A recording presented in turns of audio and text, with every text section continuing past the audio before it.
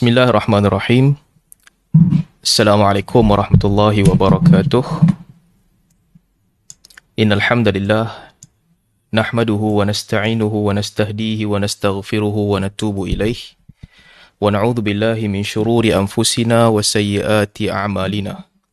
May yahdihillahu fala mudilla lahu wa may yudlilhu fala hadiyalah. Wa ashhadu an la ilaha illallah wahdahu la syarika lah.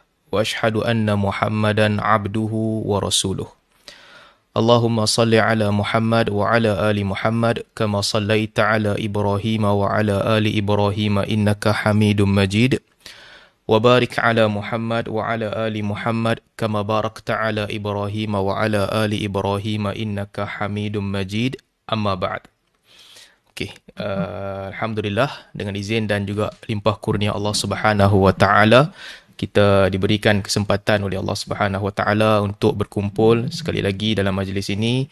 Mudah-mudahan kita dapat meningkatkan pengetahuan kita, lebih mengenali Nabi sallallahu alaihi wasallam, lebih mengetahui akan sirah Nabi sallallahu alaihi wasallam dan juga khulafa ar-rasyidin yang diberikan petunjuk oleh Allah Subhanahu Wa Taala. Sebelum tu saya nak check, nak tengok sama ada stream ni masuk ke tidak. Bagi saya seminit sebelum kita teruskan ni.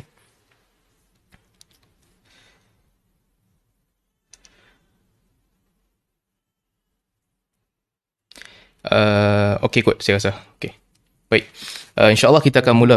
Okey dekat Facebook okey juga. Baik. Jadi kita akan mula hari ini insyaAllah pengajian sambungan tentang sirah ataupun sejarah hidup Khulafa ar-Rasyidin. Tuan-tuan dan puan-puan yang dirahmati Allah. Saya nak mula cerita ni tentang, kita selalu ulang-ulang sebut Khulafa ar-Rasyidin, Khulafa ar-Rasyidin. Cuma saya nak peringatkan kita di permulaan ni sebelum kita mula, jenama Khulafa ar-Rasyidin itu sendiri, apa maksudnya dan nama itu datang dari mana. Ini penting juga untuk kita tahu. Yang mana nama Khulafa ar-Rasyidin adalah satu nama yang penting dan juga nama yang berat sebenarnya. Dia ada nilai yang sangat penting. Sebab nama ini diberikan oleh Nabi SAW kepada Khulafa ar-Rasyidin, kepada khalifah yang akan datang selepas Nabi SAW. Nabi sendiri yang namakan mereka Khulafa ar-Rasyidin.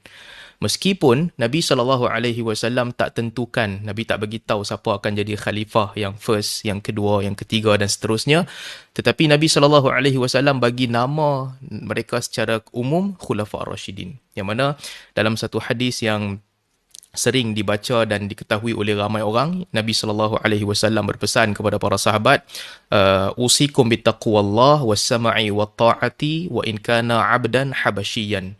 Aku berpesan kepada kamu sekalian untuk bertakwa kepada Allah serta mendengar dan taat meskipun kamu diperintah oleh seorang hamba Habsyi. Kemudian kata Nabi SAW, alaikum bisunnati wa sunnati khulafa'ir rasyidin al-mahdiyyin min ba'di. Hendaklah kamu sentiasa berpegang teguh dengan sunnahku dan juga sunnah khulafa' ar-rasyidin yang diberi petunjuk sesudahku. Nabi sebut, hendaklah pegang dengan sunnah aku, wa sunnati khulafa ar-rasyidin. Pegang juga dengan sunnah khulafa ar-rasyidin yang diberi petunjuk sesudahku. Tamassaku biha. Hendaklah kamu berpegang teguh dengannya, wa 'addu 'alaiha bin nawajiz, dan juga gigitlah sunnah itu dengan gigi geraham. Jadi dalam hadis ini Nabi SAW sebut ciri mereka, iaitu pemimpin-pemimpin yang datang selepas Nabi SAW. Khulafa ni adalah khalifah. Khalif artinya pengganti. Yang menggantikan Nabi SAW, Nabi bagi nama kepada mereka. Mereka ini adalah Khulafa ar-Rasyidin. Rasyidin yang menunjukkan jalan. Dan di samping mereka ni menunjukkan jalan kepada orang, Nabi SAW juga ceritakan ciri mereka al-Mahdiyyin. Mereka juga memberi petunjuk, menunjukkan jalan yang lurus. Artinya kamu kena pegang dengan sunnah aku dan juga sunnah orang-orang yang digelar Khulafa ar-Rasyidin, pemimpin-pemimpin yang menggantikan aku. Yang mana dunia Islam kenal dan ketahui bahawa yang dimaksudkan dengan Khulafa ar-Rasyidin ni adalah Sayyidina Abu Bakar, Sayyidina Umar, Sayyidina Uthman dan juga Sayyidina Ali radhiyallahu anhum ajma'in. Jadi ini kita kena tahu. Jenama ni, saya lupa, mungkin kadang-kadang kita terlupa nak peringat daripada awal, kita kena tahu. Nama mereka Khulafa Ar-Rashidin bukan nama yang mereka pilih sendiri, bukan nama yang dibagi oleh pengkaji-pengkaji sejarah, tapi branding itu, branding pemerintahan 4 orang yang menggantikan Nabi SAW sebagai Khulafa Ar-Rashidin, Nabi lah SAW yang letakkan brand itu kepada mereka. Baik. Dan juga sebelum kita sambung ni, saya nak berkongsi sikitlah isu yang beberapa hari ini ramai orang perkatakan tentang zikir kan. Ramai orang cerita tentang zikir. Panas isu. Ada orang cerita pasal ada ulama yang dia boleh faham zikir semut dan dia boleh pergi ajak orang zikir semut dan sebab pergi cerita ke orang bagaimana semut berzikir. Ni semua ni dan juga beberapa perkara yang berlaku dalam seminggu dua ni, saya nak sembak cerita sikit lah kepada tuan-tuan dan puan-puan tentang zikir.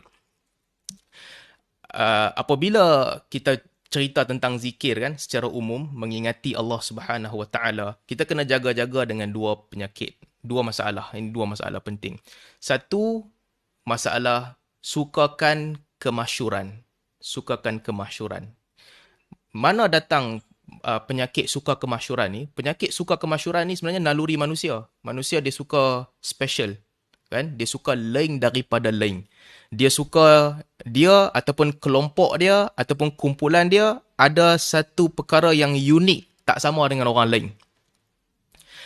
Nabi SAW ada hadis yang Nabi sebut, man labisa thawba syuhrah albasahu Allahu thawba dhulla thawma madhalla yaumal qiyamah. Dalam hadis Nabi kata, riwayat Muslim saya ingat saya, Nabi kata sesiapa yang pakai baju syuhrah, pakaian yang lain daripada lain, pergi ke satu tempat, orang nampak dia pakai pakaian yang dia pakai, orang kata dia special, lain daripada lain, orang lain tak pakai, dia seorang sahaja. Maksudnya kalau duduk ramai-ramai dalam satu kumpulan, orang tengok dia, orang akan tertarik. Nabi kata Allah Subhanahu Wa Taala akan pakaikan dia dengan pakaian kehinaan lalu masukkan dia ke dalam neraka. Apa pengajaran di sebalik hadis ni? Jangan buat benda yang lain daripada orang lain. Jangan buat benda yang orang lain tak buat. Dan jangan nak tunjuk sangat yang kita ni pelik dan lain daripada orang lain. Ini ajaran yang dituntut oleh Nabi SAW. Sebab itu ada doa yang Nabi SAW sebut, antaranya Allahumma inni a'udzubika minas sum'ati war riya'. Ya Allah, aku memohon kepadamu pelindungan daripada sum'ah, daripada sukakan prestige. Sukakan prestige dan juga perasaan riak. Jadi, pakai baju yang lain pada lain pun dibenci dalam agama. Masalahnya, kadang-kadang ada orang dia masuk dalam agama, terutamanya dalam bab-bab zikir, yang mana dia membuka pintu hati dia supaya dia boleh bawa satu benda baru, satu bacaan baru, cara baru untuk berzikir yang mana orang lain tak tahu. Baguskah? Ini penyakit. Penyakit ni sangat berbahaya. Siapa yang kena penyakit ni? Ramai di kalangan orang-orang agama kadang-kadang. Untuk nak amal sendiri, dia ada perkataan yang baik, dia susun, dia nak amal. Tak apa, boleh amal, tak ada masalah kalau maksudnya baik. Tapi untuk nak ajarkan kepada orang, nak sebarkan kepada orang ramai, nak bagi tahu kepada orang zikir ni bagus dan sebagainya, tak boleh. Kerana ada petunjuk Nabi SAW yang lebih utama. Jadi penyakit ni kita kena hilangkan. Orang agama kadang-kadang dia ada penyakit. Dia suka ajar benda yang pelik, yang lain daripada orang lain. Orang biasa tak tahu. Petua dia lain daripada lain. Bacaan dia lain daripada lain. Bila minda kita terbuka untuk cara begini, akhirnya akan datang bisikan-bisikan supaya nampak kelainan. Itu yang jadinya malam tidur, mimpi, dapat ilham, bacaan baru. Esok mangkit dia pergi habaq kat orang. Dia pergi cerita kat orang ramai. Ini bacaan baru, cara baru yang bagus untuk dibaca dan sebagainya. Kadang-kadang tak tidur pun, tiba-tiba datang, terdetik dalam minda dia, dia ingat yang tu ilham. Lalu dia pun pergi cerita kat orang, pergi ajak kat orang dan sebagainya. Datang perkara-perkara begini sebenarnya dalam agama tak bagus. Kerana dalam bab zikir sebagai contoh, zikir yang paling baik telah diajarkan oleh Allah Subhanahu Wa Taala di dalam Al-Quran dan juga Nabi SAW dalam hadis. Dah ada dah yang paling baik. Afdal zikr fa'lam annahu la ilaha illallah. Sebaik-baik zikir, ketahuilah bahawa ia adalah la ilaha illallah. Hang pusing pilah kok mana pun, hang cari pilah macam mana pun, tak boleh dapat zikir yang lagi bagus daripada la ilaha illallah. Tak boleh dapat. Walaupun kita buka minda kita, kita cuba nak cari ilham. Mana nak mai bacaan yang bagus. nak pergi cerita dekat orang. Tak boleh. Melainkan apa-apa yang telah datang di dalam Al-Quran dan juga sunnah Nabi SAW. Kan? Alhamdulillah tamla'ul mizan. Alhamdulillah, ucapan Alhamdulillah memenuhi timbangan. Subhanallah walhamdulillah, ucapan yang memenuhi timbangan. Nabi SAW kata, Subhanallah walhamdulillah wa la ilaha illallah wallahu akbar, lebih aku sukai daripada dunia ini. Dan Nabi SAW ajarkan dah bacaan-bacaan. Selepas solat, apa yang perlu dibaca. Apa yang perlu dibaca dalam setiap hari. Ada bacaan yang Nabi ajak 100 kali. Ada bacaan yang Nabi ajak untuk dibaca pada waktu pagi. Ada bacaan yang Nabi SAW ajak untuk dibaca pada waktu petang. Ada bacaan yang Nabi SAW ajak untuk dibaca pada waktu tidur. Tapi kita kena hindarkan penyakit sukakan kelainan. Sebab bila masuk penyakit sukakan kelainan dalam jiwa kita, kita tinggal dah yang terbaik yang Nabi ajak ni semua. Kita anggap yang ni semua biasa. Ramai orang buat, biasa. Alah, apa sangat dengan subhanallah, alhamdulillah, ramai orang buat. Nak cari yang pelik. Ini penyakit. Apabila penyakit ini menimpa manusia, dia akan tertewas dan dia akan mula reka cipta perkara-perkara yang tak ada dalam agama. Kita kena jaga. Kadang-kadang kita nampak orang, sebahagian orang nampak macam alim, nampak macam warak, tapi mereka tergelincir. Kita kena ikat diri kita dengan disiplin untuk yang terbaik itu adalah apa yang Nabi SAW ajar dan buat. Saya baru kadang-kadang pergi ke kubur. Ada orang biasa kan selepas orang kebumikan jenazah, saya biasa kalau di mana pun, kalau kat Malaysia ada jenazah, saya akan pergi ke kubur. Walaupun bukan saya yang berdoa, saya akan pergi ke kubur. Pergi ke kubur satu hari ni, tengok imam yang membaca talqin. Imam pun talqin, bukan nak cerita pasal talqin lah. Talqin ni bolehlah khilaf pendapat. Nak baca pun tak apa, tak mau baca pun tak apa. Kalau mayat tu tak dapat manfaat pun, orang yang mai dengar tu dapatlah manfaat kan. Bila juru talqin tu kata, akan datang kepada kamu malaikat, jangan kamu runsing, jangan kamu risau, jawablah apabila ditanya siapa Tuhan kamu, Allah adalah Tuhanku, seterusnya sampai last tu, tak apalah, itu khilaf. Baca talqin Nabi dah. Kemudian zikir, biasa di sebahagian tempat dia buat tahlil kan, la ilaha illallah, la ilaha illallah. Saya bila duduk ni dengar, okey lah, boleh lah, tak apalah, kita pun sepatutnya dianjurkan oleh Nabi SAW doa, pergi ke kuburan doa, tapi tak apalah, kita pun duduk dengar la ilaha illallah, la ilaha illallah, la ilaha illallah, la ilaha illallah. Makin lama makin cepat. Makin cepat kan? La ilaha illallah, la ilaha illallah, la ilaha illallah, la ilaha illallah. Saya biasa duduk dengar, apa ni, dia satu macam duduk laju ni. Jenazah menghadiri pengkebumian.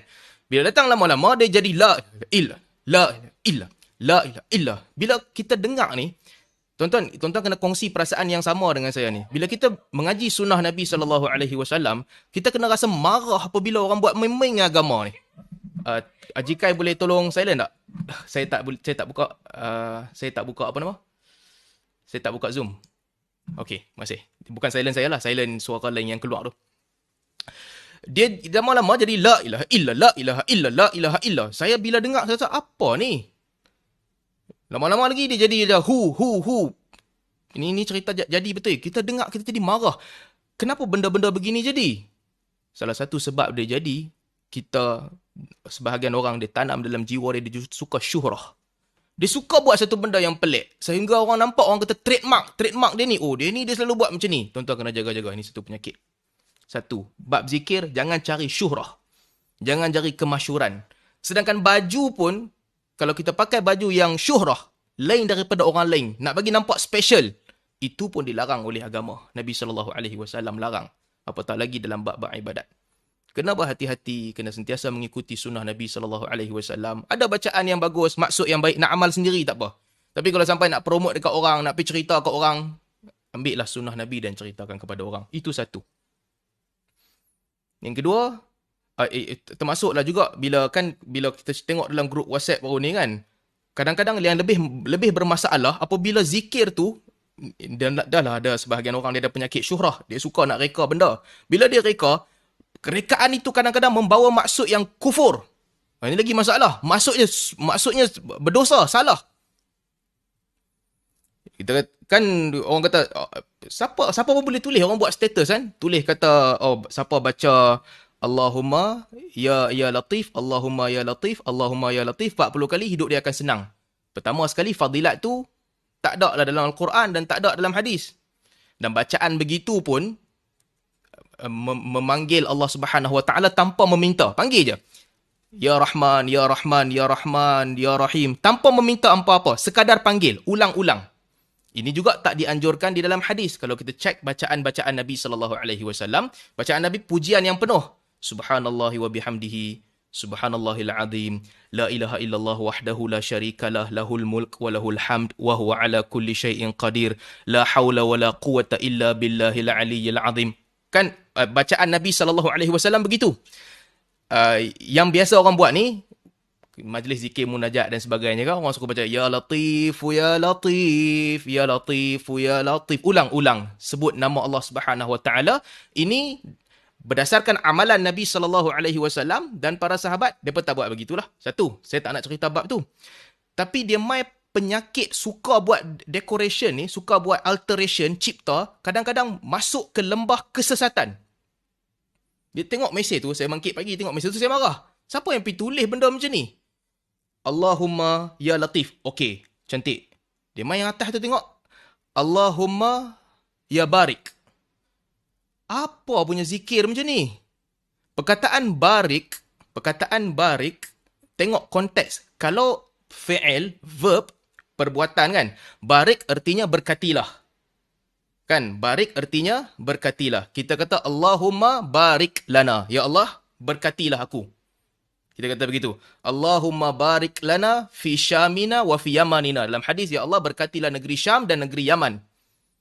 Orang bagi apa-apa kat kita, kita kata Allahumma barik laka. Allah berkati engkau. Boleh. Barik, verb, maksudnya berkatilah.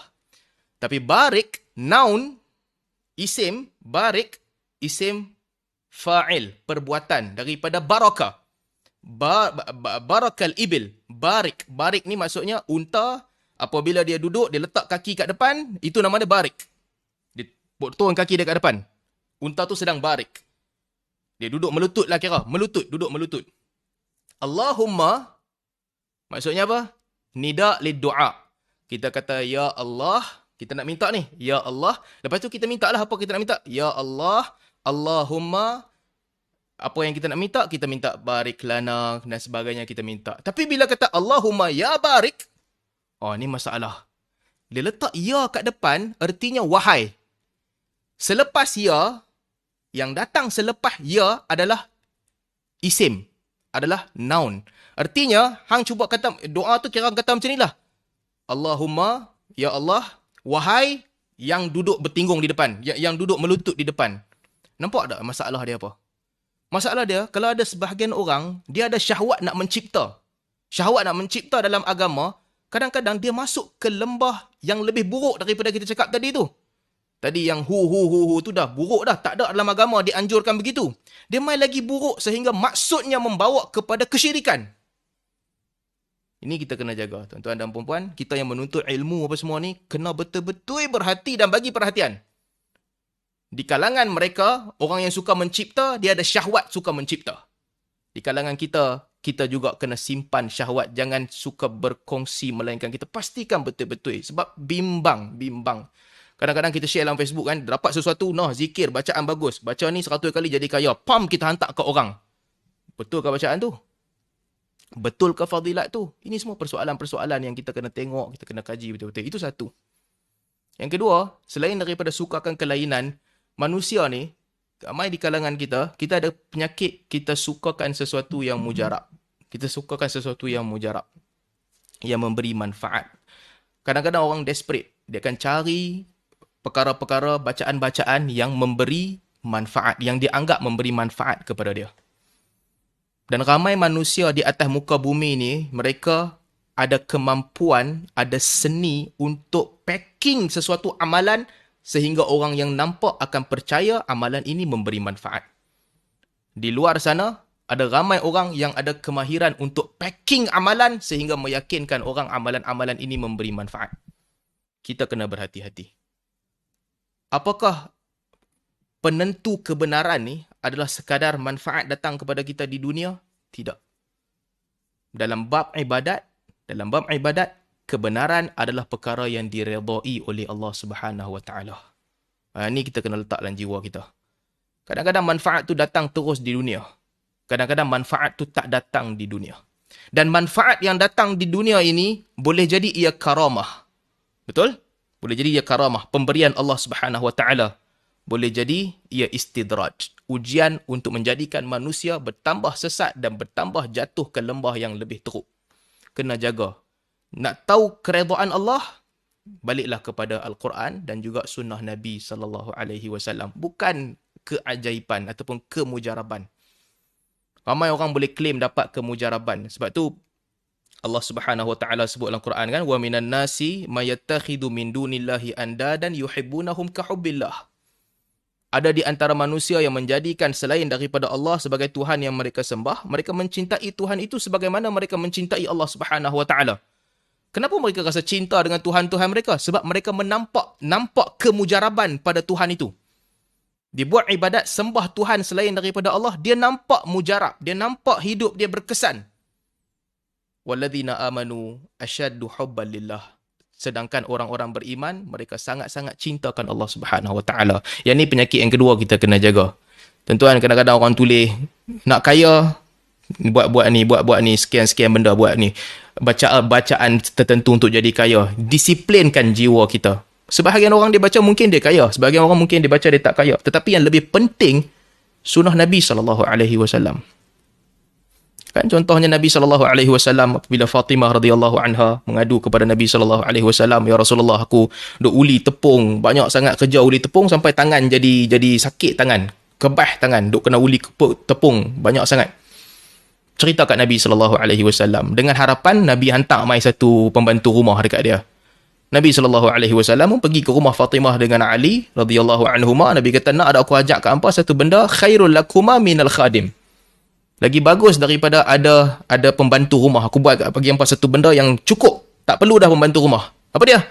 Subhanallah 33, Alhamdulillah 33, Allahu Akbar 34 dan tidur. Sebelum tidur dan naik atas katil, sebelum nak tidur, Subhanallah 33, Alhamdulillah 33, Allahu Akbar 33, tak perlu dah pembantu. Itu telah pun mencukupi bagi kamu berdua. Jadi yang saya nak cerita ni, inilah antara perkara-perkara yang kita kena bagi perhatian dan kita kena sentiasa tekankan dalam jiwa kita yang berkaitan dengan zikir-zikir. Bukan mencari keajaiban dan juga bukan mencari kemasyhuran, sebaliknya hendaklah kita berusaha untuk mencari keredaan Allah Subhanahu Wa Taala, yang mana kita tahu keredaan Allah Subhanahu Wa Taala ini datang dengan mengikuti sunnah Nabi sallallahu alaihi wasallam. Keredaan Allah dengan mengikuti sunnah Nabi sallallahu alaihi wasallam. Baik, kita baru nak buka buku. Berapa lama dah berjalan, kita baru nak buka buku kita pada hari ini. Di mana kita? Last sekali.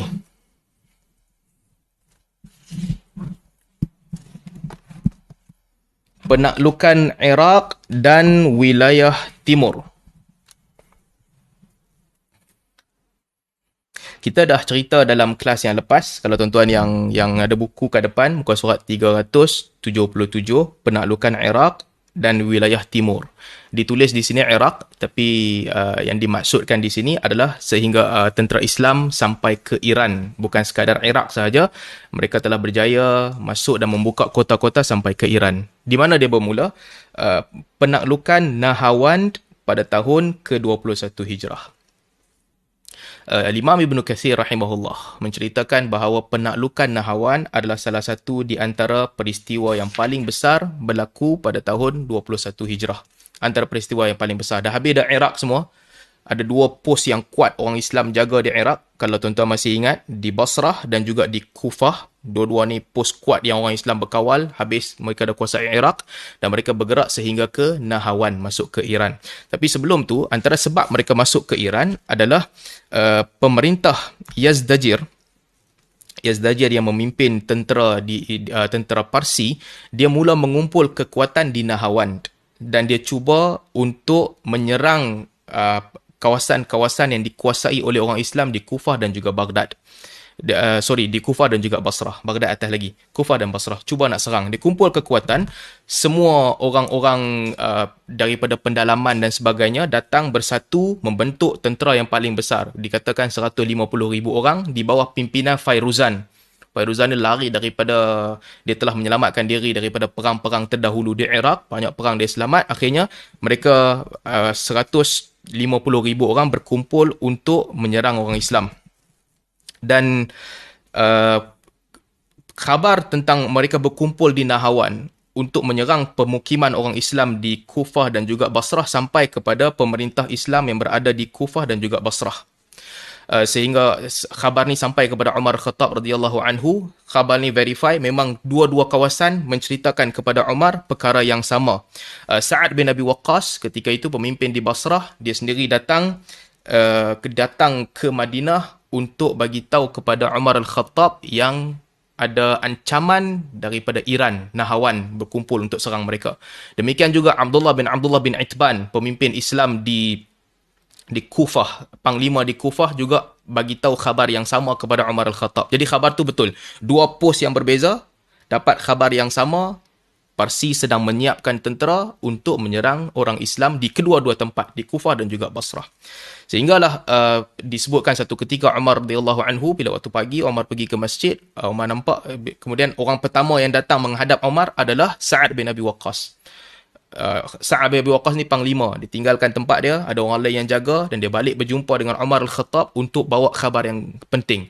Wahai Khalifah, ada perkara yang kita kena bagi perhatian. Tentera Parsi mengumpul kekuatan di Nahawan dan mereka cuba untuk menyerang kedua-dua arah, dua-dua pos kita. Demikian juga Abdullah bin Itban menghantar utusan Qarib bin Dhufr kepada Umar Al-Khattab radhiyallahu anhu. Dia bawa surat daripada Abdullah bin Itban bagi tahu kepada Umar isi yang sama. Apabila Umar Al-Khattab radhiyallahu anhu kumpulkan semua sahabat bersama dengan dia, dia ambil surat daripada Qarib bin Dhufr. Dia tanya, hang nama siapa? Dia tu kata, nama aku Qarib bin Dhufr. Umar kata, kalau begitu Dhufrun qarib, kemenangan akan menjadi milik kita dan kemenangan akan datang dengan cepat. Lalu Umar Al-Khattab radhiyallahu anhu menghimpunkan semua para sahabat di Madinah. Kita tahu ketika itu sahabat-sahabat utama, penasihat-penasihat Umar, mereka tak dibenarkan keluar. Panglima perang boleh keluar pergi perang, tapi orang-orang utama yang menjadi penasihat, mereka kena duduk dengan Umar. Umar keluar, mereka keluar. Umar tak keluar, mereka stay sehingga Umar boleh dapat nasihat syura yang baik daripada mereka. Sebab tu Uthman, Ali, Talha, Zubair, Abdul Rahman bin Auf, Abbas bin Abdul Muttalib, mereka ni sentiasa dekat dengan Umar Al-Khattab. So bila-bila sahaja Umar perlukan consultation, Umar akan panggil mereka. Mereka ni orang yang betul-betul boleh berterus terang dengan Umar. Umar bagi tahu kepada para sahabat, kita akan ada ancaman daripada Nahawan, maka aku berhajat untuk aku keluar dan menghimpunkan orang daripada Madinah, sesiapa yang nak bersama-sama dengan aku, kita pergi ke Nahawan dan kita lawan.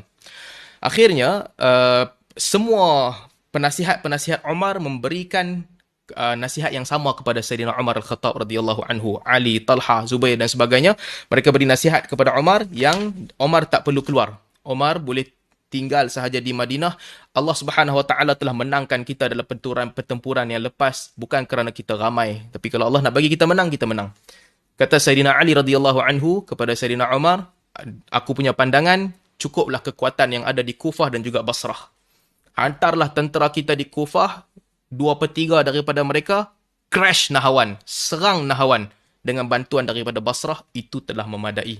Khalifah tak perlu pergi. Itu dah cukup untuk memberikan kemenangan kepada kita. Dan apabila Umar mendengar nasihat daripada Sayyidina Ali, ini penasihat paling besar Umar, iaitu Abbas. Umar radhiyallahu anhu dia selalu mengambil nasihat daripada Abbas. Abbas ni bapa saudara Nabi sallallahu alaihi wasallam. Jadi Umar jumpa dengan Abbas. Kita akan nampak banyak kali juga dalam sirah yang mana Umar dan Abbas radhiyallahu anhuma mereka ada hubungan yang baik. Ketika hujan pun sama juga kan, tak hujan lama nak pergi solat istisqa. Umar bawa Abbas radhiyallahu anhu, Umar kata, ya Allah, dulu kami minta hujan, nastasqi, kami minta hujan dengan doa Nabi. Dengan Nabi kami minta hujan. Ni kami datang dengan ammi Nabi. dengan bapa saudara Nabi. Abbas pun berdoa, Allah Subhanahu Wa Taala turunkan hujan. Jadi Umar pergi jumpa Abbas, beritahu kepada Abbas, wahai Abbas, ini nasihat yang diberikan oleh Ali. Dia kata kat aku, jangan pi hantar tentera daripada Kufah dan Basrah untuk lawan dengan tentera Iran di Nahawan ataupun tentera Parsi di Nahawan. Kata Abbas, engkau lebih asalnya Abbas kata mereka hanya marah sekejap sebab daripada hilang banyak kawasan. Bayangkan, kita cerita dulu kan, depa berjaya kepung Al-Ala Al-Hadrami. Boleh kepung Al-Ala Al-Hadrami. Walaupun boleh kepung, tentera Islam boleh datang masuk kepungan mereka, bebaskan tentera yang terperangkap. Itu penghinaan paling besar untuk mereka. Tak ada kekuatan Parsi lagi. Jadi mereka marah. Abbas kata itu hanya tindak balas kerana mereka marah. Dan Umar pun usulkan kepada Abbas cadangan Ali baik ataupun tidak. Abbas pun bersetuju akhirnya. Bolehlah hantar pergi perang untuk lantik seorang. Umar tanya kepada Abbas, siapa nak lantik jadi pemimpin? Siapa nak jadi ketua api perang? Abbas kata, engkau lebih tahu Amirul Mukminin, tentera engkau lebih tahu. Maka Umar pun menamakan kepada para sahabat An-Nu'man ibnu Muqarrin radhiyallahu anhu untuk jadi pemimpin. Semua orang setuju. Nu'man ibnu Muqarrin ni adalah orang yang, sebelum Nu'man ibnu Muqarrin, anak-anak Muqarrin orang yang hebat. Kita kalau cerita pasal family, zaman kita kan ada orang anak menjadi, ada orang anak kurang menjadi, ada orang anak cita-cita berbeza, mereka punya pembawaan berbeza. Tapi Muqarrin, anak-anak dia semua fighter. Dan Muqarrin juga, anak-anak dia semua masuk Islam. Sehingga di zaman itu dikatakan, jarang-jarang ada satu rumah yang semua orang memeluk Islam. Zaman Nabi SAW, melainkan rumah Muqarrin. Dia ada 7 orang anak. 7 masuk Islam serentak. Bermula dengan Nu'man. Dalam riwayat diceritakan, Nu'man ni dia masuk ke rumah dia, dia kata, aku nak berjumpa dengan Nabi, kita jangan jadi orang terakhir mengikut agama Muhammad, aku nak ikut. Siapa nak ikut agama Muhammad, datang ikut aku. Akhirnya semua adik-beradik dia, anak Muqarrin, ikut masuk Islam. An-Nu'man ibn Muqarrin. Siapa lagi? Nu'aim ibn Muqarrin. Suwaid ibn Muqarrin. Ini semua panglima perang. Semua panglima perang. Dan semua mereka memeluk Islam. Rumah yang dipenuhi dengan iman. Anak-anak Muqarrin ni. Jadi Umar Al-Khattab radhiyallahu anhu mengusulkan supaya An-Nu'man ibn Muqarrin menjadi panglima untuk digerakkan agar tentera Islam berkumpul dan juga masuk menyerang Nahawan. Kemudian Umar Al-Khattab radhiyallahu anhu tulis surat kepada Hudzaifah bin Yaman untuk datang daripada Kufah. Hudzaifah bin Yaman untuk datang daripada Kufah. Hudzaifah ni menggantikan Sa'ad bin Abi Waqqas, dan juga Abu Musa Al-Ash'ari yang menggantikan Mughirah bin Syu'bah di Basrah. Jadi Umar tulis kepada mereka berdua, Hudzaifah bin Yaman dan juga Abu Musa Al-Ash'ari, untuk ikut bersama dengan Nu'man ibnu Muqarrin serang Nahawan. Jadi datanglah tentera daripada Kufah dan daripada Basrah berkumpul. Umar tulis kepada mereka, apabila kamu telah berkumpul, pemimpin tentera adalah An-Nu'man ibnu Muqarrin. Kalau Nu'man ibn Muqarrin tewas, hendaklah dia digantikan oleh Hudzaifah bin Yaman, 2 orang sahabat Nabi SAW. Jadi mereka pun sampai di satu kawasan dekat dengan Nahawan, dan dalam peperangan ini disertai oleh ramai orang yang hebat-hebat jugalah. Sahabat Nabi SAW ada di situ. Antara nama yang disebut, Jarir bin Abdullah Al-Bajali, Hudzaifah bin Yaman ada di situ, Al-Mughirah bin Syu'bah ada di situ, adik-beradik Muqarrin, 3 ada di situ. Nu'man bin Muqarrin, Suwaid bin Muqarrin dengan Nu'aim bin Muqarrin, nama-nama besar ada di situ. Apabila mereka sampai, sebelum masuk ke Nahawan, sampai dekat dah dengan Nahawan, kita minum sekejap dulu. Bismillah.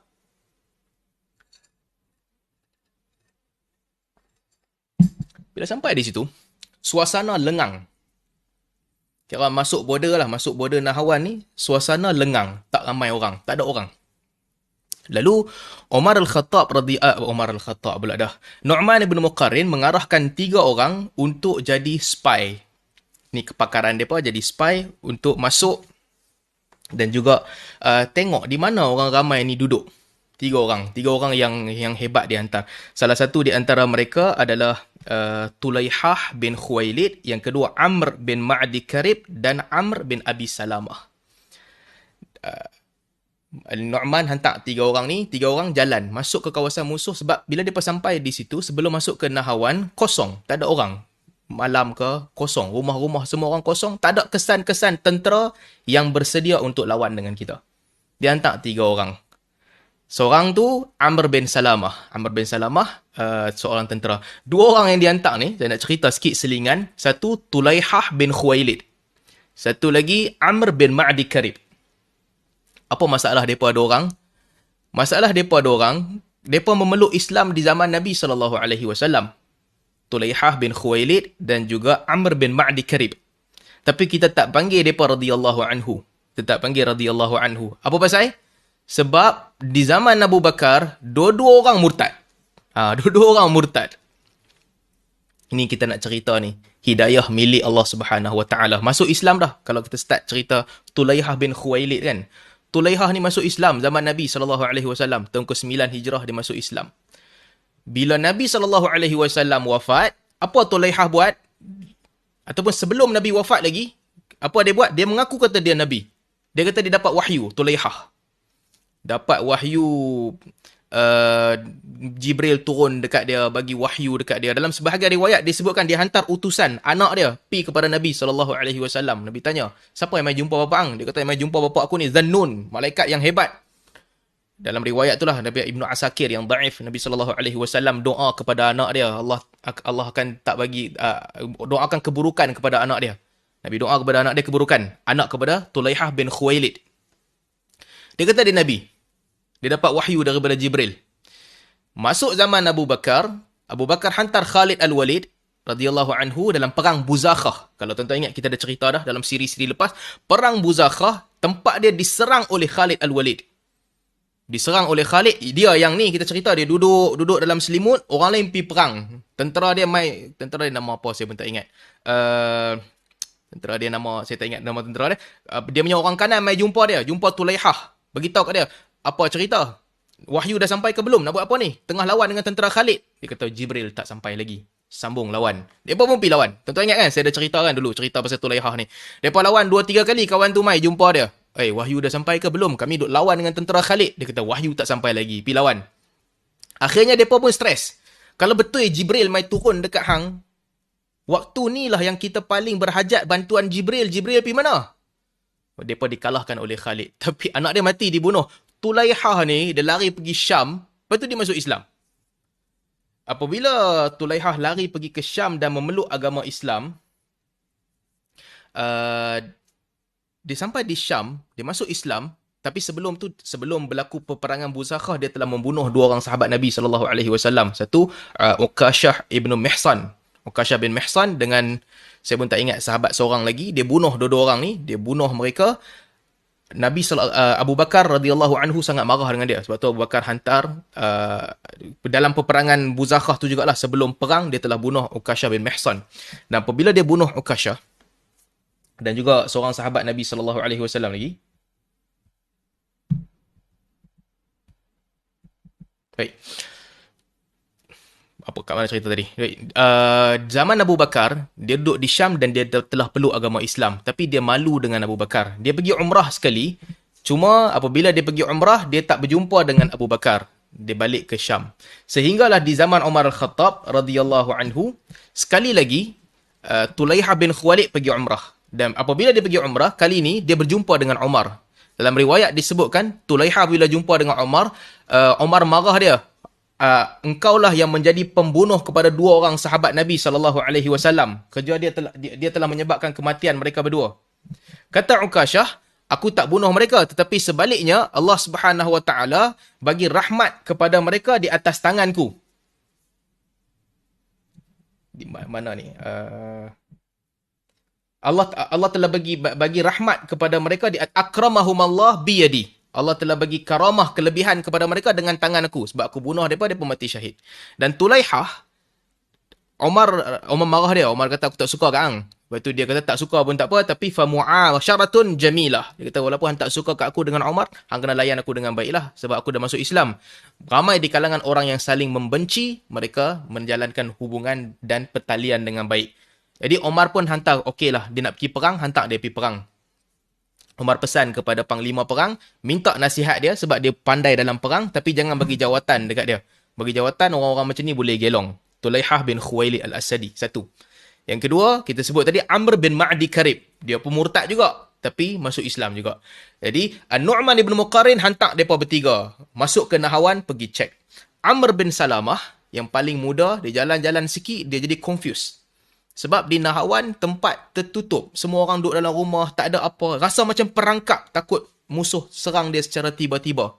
Dia pun balik, bagi tahu kepada Nu'man ibn Muqarrin, aku tak berani nak jalan jauh lagi sebab aku tak tahu tempat asing. Tempat asing dan sunyi, tak ada apa-apa. Kemudian Amr bin Ma'di Karib, dia jalan jauh sikit daripada Amr bin Salamah. Tapi dia balik sama juga. Bagi tahu kepada Nu'man, aku tak nampak apa-apa. Kosong. Pekan ni kosong. Mana nampak orang nak serang kita? Kita nak lawan dengan siapa? Tak ada siapa. Aku pun jadi risau. Mereka buat track ke apa, mereka buat trip ke apa, aku risau, aku balik. Tulaihah bin Khuwailid al-Asadi ni, dia berani terlebih, dia jalan pusing dalam Nahawan, cari orang ada di mana, rumah mana ada orang, tempat berkumpul, tentera dekat mana. Akhirnya bila dia pusing-pusing dalam ceruk Nahawan tu, dia pun dapat masuk ke tempat musuh.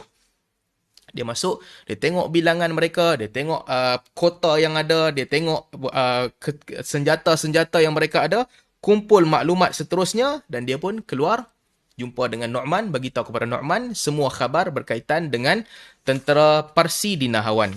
Kemudian dengan maklumat daripada Tulaihah, akhirnya mereka pun menyusun tentera untuk nak pergi lawan. Antara yang menjadi pemimpin infanteri pada ketika itu Al-Qa'qa' bin Amr. Al-Qa'qa' bin Amr ni adalah seorang yang pakar dalam perang tanding, lawan berhadapan, dan juga tentera-tentera lain. 3 adik-beradik Muqarrin, 3-3 memimpin pasukan besar tentera. Nu'man, Nu'aim dan juga Suwaid ibn Muqarrin. Dan akhirnya mereka berdepan. Bila berdepan, tentera Islam jalan sampai betul-betul semua tentera yang ramai berdiri di hadapan kota yang ditutup dan dijaga oleh tentera Parsi di Nahawan. Sampai di situ nampak berhadapan.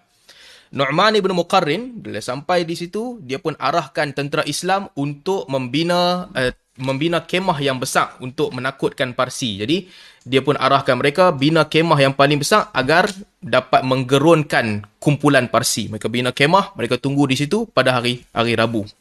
Dan berlakulah pertempuran kecil-kecil. 2 kumpulan yang besar. Satu duduk di dalam kota, satu duduk di luar kota, mereka bertempur sedikit demi sedikit. Hari Rabu, mereka bertempur sedikit.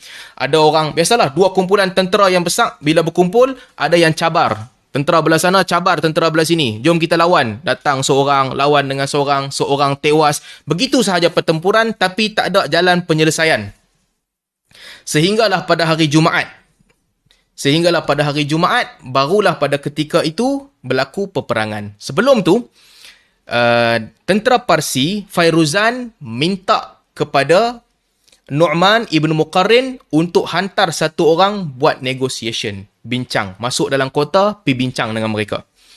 Maka Nu'man ibn Muqarrin memilih Al-Mughirah bin Syu'bah radhiyallahu anhu, sahabat Nabi SAW. Ni satu lagi kita nak cerita. Para sahabat Nabi SAW dalam hidup mereka tak ada merajuk-merajuk ni. Aku dah dilucutkan jawatan, Omar suruh aku nak balik. Tak ada. Al-Mughirah telah dilucutkan jawatan dia di Kufah. Di Basrah. Tapi dalam masa yang sama, dia tetap juga menyahut seruan dan pergi. Nu'man pilih dia. Masuk pergi bincang dengan Fairuzan. Dia pergi masuk dalam kota. Apabila Al-Mughirah bin Syu'bah masuk dalam kota Nahawan, dia masuk, Fairuzan terus memaki dan menghina bangsa Arab. Bangsa Arab, bangsa yang lemah, bangsa Arab tak ada kedudukan, bangsa Arab, bangsa yang dihina oleh orang ramai. Orang pun tak mau jajah, pakaian mereka buruk, hina orang Arab. Bila orang hina bangsa, kebanyakan manusia akan marah, kan? Bila kita dengar bangsa kita dihina, kita akan jadi marah. Kita akan jadi, itu akan menaikkan semangat. Asabiah ke tak asabiah, bangsa dihina. Cuba bangsa lain duduk depan kita, dia hina bangsa kita. Pemalas, bodoh, tak nak usaha, bergantung pada orang, kita akan marah. Fairuzan dia terus memaki dan menghina orang Arab. Kamu ni bangsa yang teruk, yang tak ada kedudukan langsung. Apabila dia dah habis cakap, tujuan dia cakap tu nak bagi Al-Mughirah bin Syu'bah terbakar. Nak bagi dia marah. Aku hina bangsa hang betul-betul. Al-Mughirah relax ya. Al-Mughirah kata dekat dia, wahai Fairuzan, kalau hang nak tahu, bangsa kami lagi teruk daripada yang hang cakap tu. Kalau hang ingat hang dah maki kami teruk, kami dulu lagi teruk daripada tu. Hang tak payah bagi aku sakit hati, tak payah nak cerita yang kami ni teruk. Aku tahu yang kami lagi teruk daripada tu. Ini nak cerita tentang kelompok manusia yang mereka betul-betul rasa kemuliaan mereka dengan Islam. Teruk sangat ke orang Arab? Ada nilai-nilai baik pada mereka. Kan keberanian, pemurah mereka. Tetapi nak habak main Mughirah yang ada dalam kepala dia, sama yang macam Omar sebutlah, inna qaumun a'azzanallahu bil Islam. Kami adalah kaum yang Allah muliakan dengan Islam. Hang nak kutuk bangsa aku, hang punya pasal lah. Ni aku nak abang hang, kami lagi teruk daripada tu. Daripada hang duk kata tadi macam-macam kan? Lagi teruk. Tak ada masalah yang hang cakap tu, aku tak terasa pun. Tetapi wahai Fairuzan, hang kena ingat satu benda. Allah Subhanahu Wa Taala mengutuskan kepada kami seorang Rasul. Dan sejak kedatangan Rasul itu, kami tidak pernah kalah di dalam mana-mana pertempuran. Itu hang kena ingat. Dan kami datang ke negeri ini, kami datang sama ada kami akan menang, mengalahkan kamu di negeri kamu, ataupun mayat-mayat kami akan tertinggal di sini, kami takkan patah balik. Only two option. Kami menang, hampa kalah di negeri ini. Kalau kami kalah, kami akan terkubur di sini. Kami datang bukan untuk nak balik dalam keadaan kalah. Kemudian dia balik. Fairuzan bila dengar, dia kata, Fairuzan pun beritahu kepada tentera dia, Al-Mughirah bin Syu'bah, orang ni dia cakap memang betul. Begitulah apa yang mereka akan buat di negeri kita. Akhirnya pada hari Jumaat tu, sebelum berlaku peperangan, Nu'man ibn Muqarrin kumpulkan tentera beramai-ramai, tanya pandangan mereka, 3 orang tadi yang telah masuk dalam kota. Apa punya pandangan? Amr bin Salamah, dia masuk dalam kota, dia nampak kosong lah. Dia nampak kosong, dia jalan sikit, dia patah balik. Amr bin Ma'di Karib, dia jalan jauh sikit, tapi dia pun nampak kosong, dia patah balik. Dan yang ketiga, Tulaihah bin Khuwailid al-Asadi. Amr bin Salamah kata, kita upper hand. Kita lah ni tengah control situation. Walaupun bilangan kita sikit, kita duduk di luar, kita kepung kota mereka, walaupun mereka ramai, kita nampak macam kita lagi hebat. Biarkan mereka bersitu, biarlah mereka duduk dalam tu. Mereka akan stres, mereka akan kena tekanan, sumber terhad. Kita duduk di luar, kita berkawal sahaja. Berapa lama mereka nak duduk, biar kat mereka. Yang penting kita tengah leading. Dia punya mentality apa? As long as kita tengah leading, okay. Kita di atas, mereka di bawah. Itu kata Amr bin Salamah. Kemudian, kata Amr bin Ma'di Karib pula, yang kedua ni, dia bagi pandangan dia lain pula.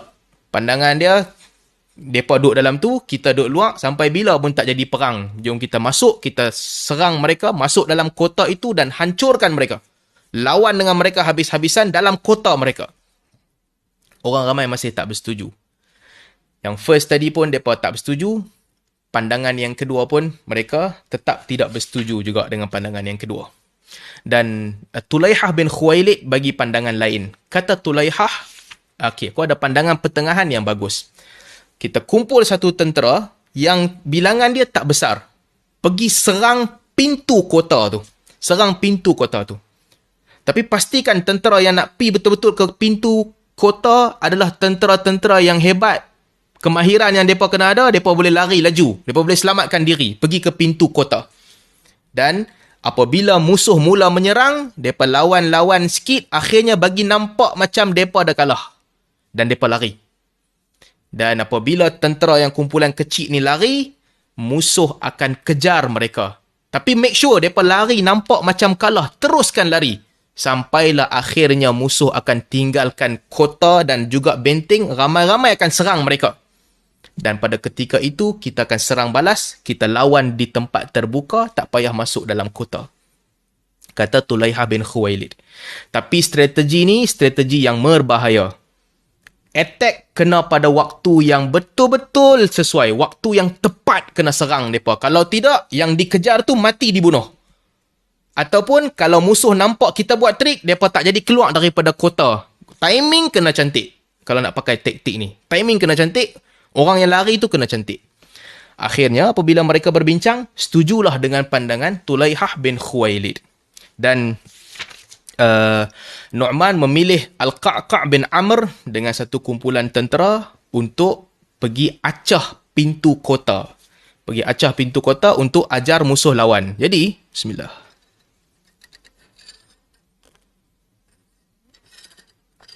Peperangan ini nampak macam bila orang Islam pergi serang Qa'qa' bin Amr dan tentera serang pintu, tentera Parsi di Nahawan, mereka rasa yang macam orang Islam dah buat strategi nak serang habis-habisan.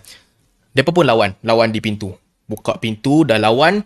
Akhirnya mereka rasa, tentera Islam boleh dikalahkan. Nampak macam lemah, undur ke belakang. Dan mereka pun naik semangat. Tentera Parsi naik semangat. Okey, kita hancurkan balik tentera Islam.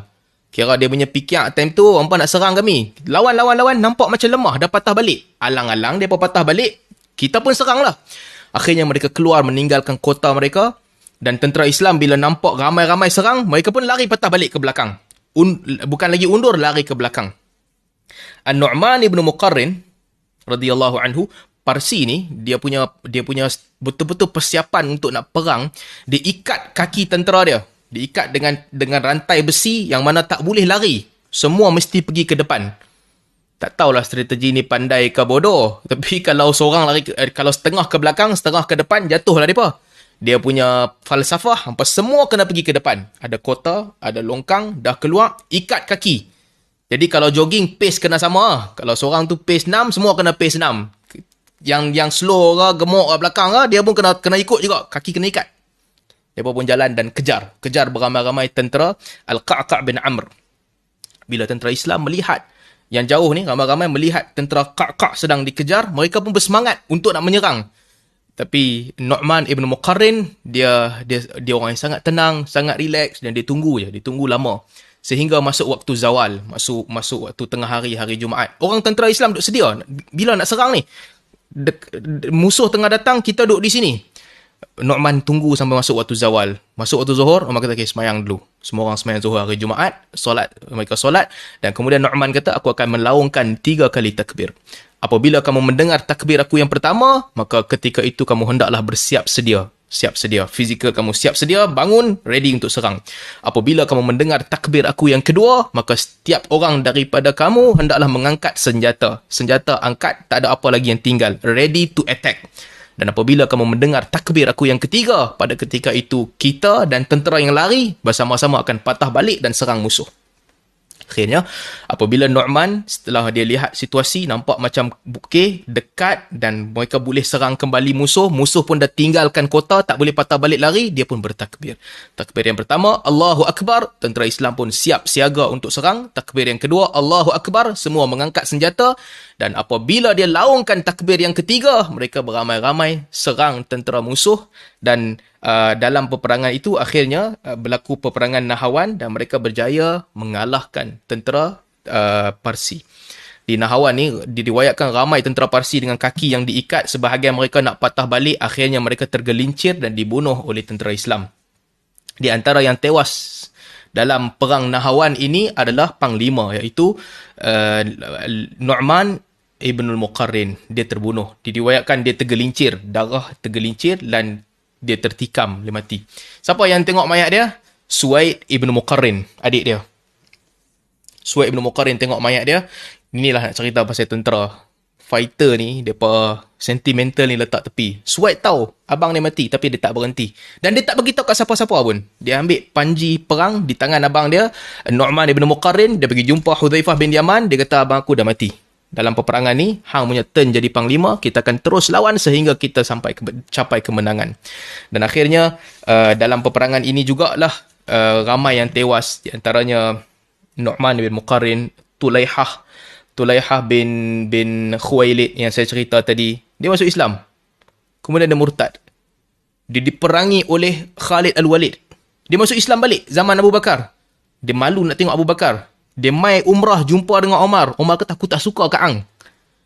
Tapi hampilah perang. Akhirnya dia mati syahid di jalan Allah Subhanahu Wa Taala. Ini nak cerita pasal apa? Nak cerita pasal hidayah.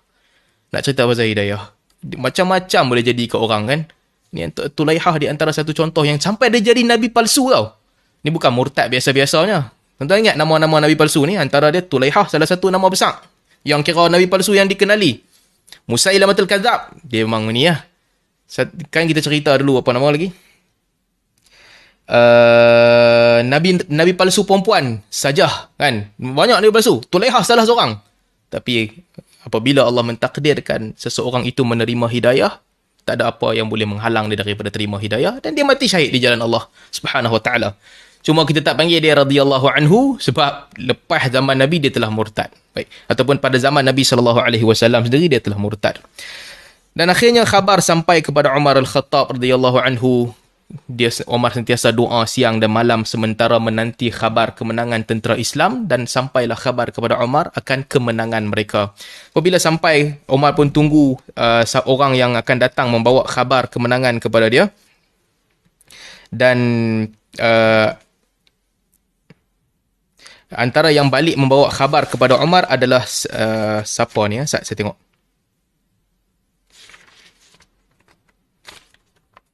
As-Sa'ib ibnu Aqra. As-Sa'ib ibnu Aqra. As-Sa'ib bin Aqra ni asalnya Umar hantar dia untuk jadi tukang bahagi harta. As-Sa'ib ibnu Aqra tolong pergi bahagi harta lepas dah menang perang. Dan dia balik kepada Umar Al-Khattab untuk bagi khabar tentang kemenangan tentera Islam. Lepas tu dia tinggal dekat depan rumah Umar. Dalam riwayat disebutkan dia tinggal satu hadiah besi, potongan emas ke apa, saya pun tak ingat apa dia. Dia tinggal depan rumah Umar. Dia balik ke Nahawan, ke Kufah. Umar bangun pagi, Umar tengok ada hadiah depan pintu dia daripada rampasan perang. Umar hantar orang panggil As-Sa'ib patah balik ke sini. Kejar-kejar dia tak jumpa, dia dah balik jauh sampai ke Kufah. Apabila sampai ke Kufah, utusan yang Umar hantar panggil As-Sa'ib, Amirul Mukminin, panggil hang balik. As-Sa'ib kata, pasal apa dia panggil aku balik? Aku tak tahu, dia panggil hang balik-balik. Balik-balik sampai depan pintu rumah Umar, Umar maki dia. Umar kata, la abalak, la ummalak. Hang memang, hang tak ada bapa untuk hang, tak ada mak untuk hang. Umar maki dia, Umar marah dia. As-Sa'ib tanya kepada Umar, As-Sa'ib bin Aqra tanya, pasal apa hang maki aku, apa salah aku? Tinggal harta rampasan perang depan rumah aku untuk apa? Bukan aku punya harta. Kita kalau pemimpin lain, orang bagi tu kira komisen lah. Komisen dia ambil simpan. Umar maki dia. Umar kata, hang bagi kat aku pasal apa? Ambil benda ni, pergi ke pasar, jual, ambil harta, nilai tu dan bahagikan kepada tentera Islam. As-Sa'ib. Jadi apabila As-Sa'ib, ni cerita selepas tu lah, apabila orang panggil dia balik, hang ambil harta ni, jangan tinggal depan pintu rumah aku. Aku tak mau. Bukan aku punya. Dan apabila As-Sa'ib datang kepada Umar, Umar tanya kepada dia, apa yang berlaku? Siapa yang hidup? Siapa yang mati? As-Sa'ib pun ceritakan kepada Umar radhiyallahu anhu, antara yang meninggal adalah Nu'man ibn Muqarrin. Umar menangis. Bila Umar dengar Nu'man ibn Muqarrin meninggal, dia menangis. Kemudian dia sebut nama seorang, ini orang yang meninggal. Kemudian dia beritahu kepada Umar, ramai lagi, wahai Amirul Mukminin, hang tak kenal dia apa? Aku nak cerita pun, bukan hang kenal punya orang. Hang tak kenal, tapi ramai yang telah meninggal. Bila Umar dengar tu, Umar kata, وَمَا ضَرَّهُمْ أَلَّا يَعْرِفَهُمْ أَمِيرُ الْمُؤْمِنِينَ. Wahai Sa'ib, tak apa sangatlah mudarat kepada mereka kalau mereka tidak dikenali oleh Amirul Mukminin. وَلَكِنَّ اللَّهَ يَعْرِفُهُمْ وَقَدْ أَكْرَمَهُمْ بِالشَّهَادَةِ. Sedangkan Allah mengenali mereka dan memuliakan mereka dengan syahadah. وَمَا يَسْنَعُونَ بِمَعْرِفَةِ عُمَرٍ. Apakah faedah yang mereka dapat kalau dengan sekadar dikenali oleh Umar? Kan, kita dah cerita dulu, ramai di kalangan tentera Islam, mereka tak dikenali pun. Tewas di medan perang, tak dikenali. Nama-nama yang kita kenal sikit sangat. Tetapi macam Umar katalah, وَمَا ضَرَّهُمْ أَلَّا يَعْرِفَهُمْ أَمِيرُ الْمُؤْمِنِينَ. Rugi apa sangat kalau Amirul Mukminin tak kenal mereka? Aku sekadar Umar. Kalau aku tak kenal mereka, apa yang mereka rugi? وَمَا يَسْنَعُونَ بِمَعْرِفَةِ Umar. Kalau Umar kenal mereka, apa yang mereka dapat? Cukuplah sekadar akramahumullahu bil jannah. Allah memuliakan mereka dengan jannah, dengan syurga. Dan diriwayatkan juga dalam sebahagian riwayat Asy-Sya'bi ceritakan bila tawanan perang datang daripada Nahawan, Abu Lu'lu'ah. Abu Lu'lu'ah ni dia yang bunuh Umar nanti. Abu Lu'lu'ah ni juga dia hamba yang berada di bawah pemilikan Al-Mughirah bin Syu'bah. Dia pujuk seorang-seorang anak-anak orang Parsi yang telah terbunuh, yang telah tewas keluarga mereka. Dia pujuk seorang-seorang. Dia sedih, dia menzahirkan kesedihan. Jadi itu Abu Lu'lu'ah. Dan kemudian Fairuzan dia lari ke Hamadan, tempat nama Hamadan, tempat berbukit yang dikenali sebagai Bukit Madu. Madu banyak di situ. Orang buat naik turun madu daripada bukit tu. Licin di tempat tu. Sampai di Hamadan, Fairuzan dia licin, tak boleh naik dengan kuda. Licin, tak boleh naik. Dia pun panjat bukit tu dan akhirnya dia dikejar oleh Qa'qa' dan juga dia telah dibunuh. Qa'qa' dan juga Nu'man yang kejar dia. Akhirnya Qa'qa' bin Amr yang telah membunuh dia dan tamatlah riwayat Fairuzan. Itu di Hamazan. Apa yang jadi selepas tu? Saya nak ringkaskan sebab cerita Iran ni banyak. Lepas buka sahaja Hamazan dan juga Nahawan, tentera Islam menguasai ke semua kawasan Iran, hampir ke semua. Kemudian mereka pergi ke Isfahan. Isfahan bawah lagi lah. Kalau daripada Nahawan turun ke bawah, mereka menguasai Isfahan. Abdullah bin Itbah pada ketika itu memimpin tentera sampai ke Isfahan. Kemudian mereka sampai ke Qom. Dan akhirnya sampai ke Karman. Karman ni dah bawah betul dah. Mungkin sempadan dengan Iran, dengan Qatar ataupun UAE. Straight all the way ke Iran. Jadi keseluruhan kawasan itu daripada atas Nahawan dalam tahun 21 dan tahun 22 Hijrah, dalam masa 2 tahun, tentera Islam menguasai keseluruhan kawasan Iran. Sehingga diriwayatkan pada ketika itu umat Islam bebas berjalan di Iraq dan juga Iran tanpa sebarang gangguan. Mereka telah menguasai keseluruhan kawasan. Dan siapa yang menjadi pemimpin dalam kebanyakan ekspedisi tentera ni? 2 orang adik-beradik Muqarrin tadi. Nu'man telah pun mati. Nu'aim dan juga Suwaid ibn Muqarrin. Mereka menjadi jaguh di Iran. Nama mereka disebut-sebut di Iran. Mereka disebut menjadi pemimpin tentera yang membuka banyak kawasan di Iran. Sehinggalah akhirnya sampai ke Azerbaijan juga, tentera Islam sampai, dan nanti kita akan sambung kelas terusnya tentang peperangan melawan orang Turki. Ini yang kalau nak tutup cerita tentang Iran ni kan. Dalam masa 2 tahun ni, Omar telah menggerakkan tentera Abu Musa al-Ash'ari, Huzaifah bin Yaman, Suwaid ibn Muqarrin, Nu'aim ibn Muqarrin dan sebagainya, Mughirah bin Syu'bah telah membuka Iran. Jadi orang Iran ni dia marah dengan Omar. Mereka marah. Orang Syiah, mereka kata mereka Islam. Mereka kata mereka telah menerima Islam dah. Tak ada dah Saki Baki Parsi. Tapi kebanyakan yang Syiah ni sangat benci dengan Omar. Kita pun tak tahu, tertanya-tanya. Yang mereka kata mereka Islam ni ikhlas ke tak ikhlas? Allah Subhanahu Wa Taala telah mentakdirkan api Parsi tu runtuh terus. Keseluruhan Iran runtuh dalam masa 2 tahun ni, 21 dan 22.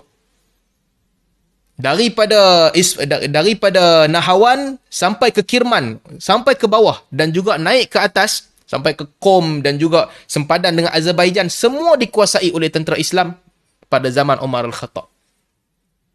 Dan lawan Turki juga. Saya tak tahu, wallahu alam, apa yang berada di benak fikiran mereka lah. Mereka ada benci Omar sebab apa? Saya sembang dengan orang Turki, kadang-kadang darah orang tu, dia datuk nenek dulu-dulu kala, dia jahat, mereka tahu, memerangi Islam. Tapi mereka berbangga dengan Islam. Bila Islam datang, mereka berbangga dengan Islam. Dia anggap Islam itulah adalah asas. Walaupun dulu-dulu mereka menentang Islam. Ada orang berfikiran begitu. Di Turki ni, saya bila sembang-sembang dengan kawan-kawan yang belajar agama di Turki lah, yang kelas yang ikut pengajian Islam, depa kata kami orang Islam. Memang depa bersyukur betul dengan Turki, dengan khalifah, dengan sultan yang dulu memperjuangkan Islam. Saya tanya, semua orang Islam macam tu kah? Kalau yang Islam macam tu, tapi yang ilmaniin, sekular, mereka sampai ke tahap macam tu. Mereka kata sekular ni kira pada mereka bukanlah, kira kurang lah punya Islam. Sekular ni tak. Sekular ni membenci pengaruh Islam. Mereka anggap pengaruh Arab merosakkan mereka. Pengaruh Arab bagi agama mereka jadi teruk. Dia kata majoriti mungkin sekarang ni masih lagi geng sekular. Tapi geng Islam, mereka bersyukur dengan kedatangan agama. Di Iran, saya tak tahu. Cuma yang pasti, Syiah punya mentaliti, mereka sangat marah, sangat benci kepada Umar al-Khattab radhiyallahu anhu. Sebab apa? Wallahu alam. Tapi apa yang berlaku? Hakikatnya sejarah, negeri Iran telah ditukar oleh Umar daripada agama Parsi menjadi jajahan takluk tentera Islam. Semua kawasan di negeri Iran selepas Iraq. Macam mana benda ni boleh berjadi? Kalau tuan-tuan masih ingat, minggu lepas kita cerita. Al-Ahnaf bin Qais. Al-Ahnaf bin Qais datang kepada Umar Al-Khattab, bagi nasihat kepada Umar, buka wilayah Parsi, hapuskan agama Majusi. Atas nasihat itulah Umar meluaskan ekspedisi ketenteraan di Iran. Saya rasa saya nak berhenti takat ni dulu untuk hari ini. Okay, mana cari Zoom balik. Kalau ada soalan, saya buka soalan sikit. Kalau tidak, mungkin kita berhenti setakat ni dulu. Nanti kita sambung dalam kelas yang akan datang, insyaAllah.